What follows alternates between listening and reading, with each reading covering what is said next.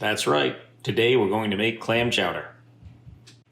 Okay, the first step, since you can see these clams have a bit of dirt on them because they were freshly dug, is I'm going to rinse them off through a strainer. I'm going to rinse them in this pot here because this is what I'm going to eventually cook them in, but you can rinse them in any old colander. Just get some of that dirt off, let it run out.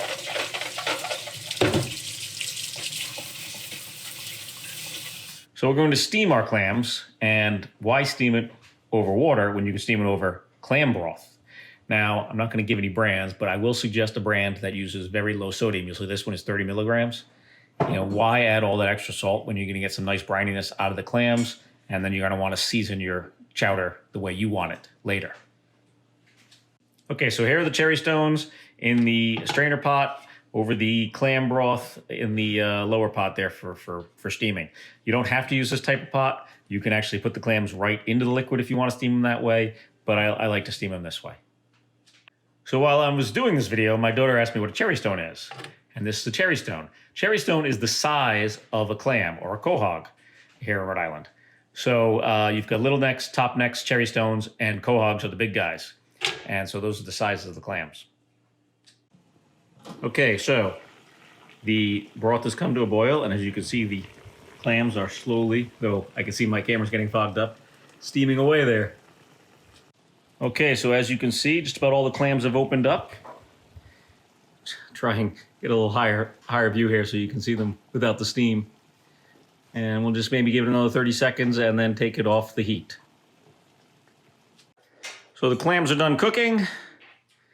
Take it out, and you've got all this beautiful clam broth behind. A lot of juices from the clams in there. Obviously, you're going to want to strain that because there's going to be some sediment in there. There's going to be some dirt in the clam broth. But we're going to shuck these out of here now and chop them up. All right, so you can see here some of the sediment behind in the pot that I strained, but very little. It was quite clean. And then over here, you'll see I've got about 6 cups of clam broth for our clam chowder, which is pretty remarkable because I started with 23 ounce of the clam broth liquid down there. So that's, what's that? That's about a cup and a half. So the clams themselves gave up almost 3.5 cups of liquid. Okay, so I want to take the meat out of all of these shells. And then clean hands, of course.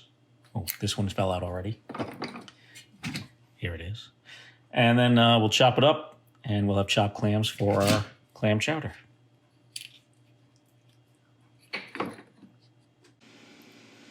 All right, with the clams cooked and chopped up, let's get to making the chowder. Here are our ingredients. First up, in the pot, salt pork is very traditional for clam chowder.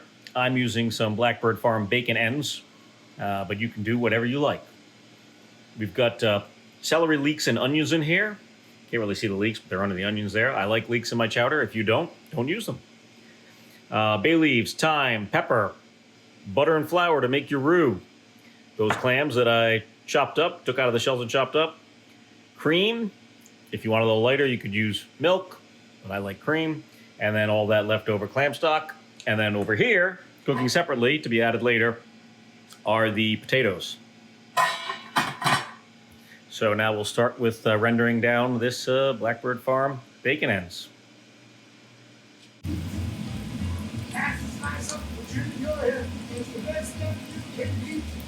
Now don't talk about my baby. She said the one she's sweet.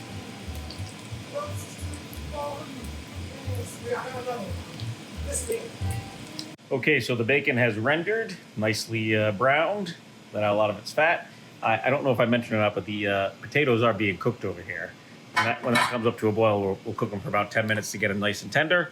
And now the next thing that goes in is the onions, leeks, and celery.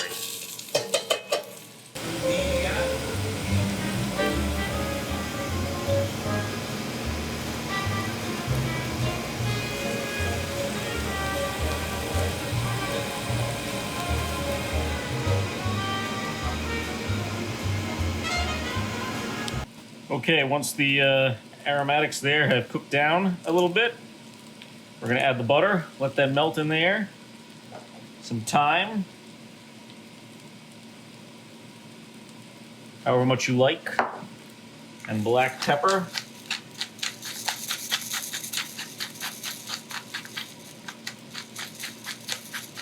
And then once the butter melts, I'm going to make a roux by adding the flour. All right, so we've added the flour. We're making our roux. And it looks beautiful.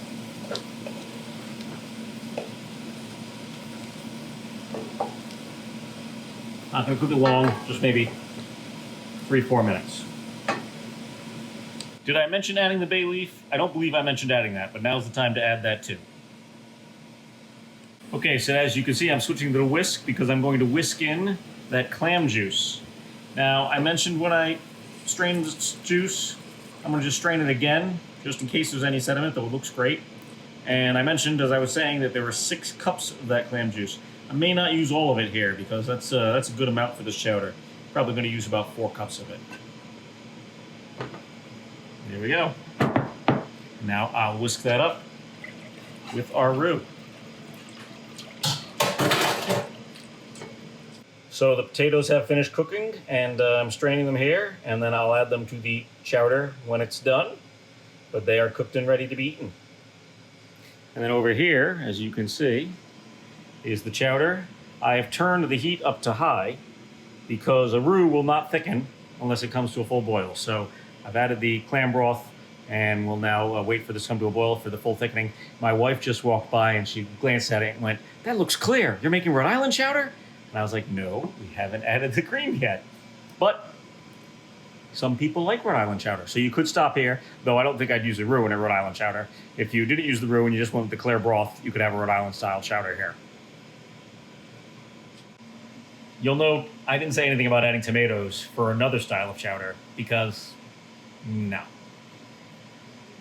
Okay, once we've come up to a boil and we've whisked in that roux really well, we're going to cut the heat to low and simmer this for about 10-15 minutes to get it nice and beautifully cooked. Meanwhile, you can bake a loaf of bread to have with your chowder, but that's another show. Okay, final step. The cream, whisk that in, and then once that's whisked and cooked for a few minutes, add the clams and the potatoes, and we're done. Don't forget to take that bay leaf out. And there you have it, the final dish. New England clam chowder with the side of bread and a little white wine. Thank you again for watching.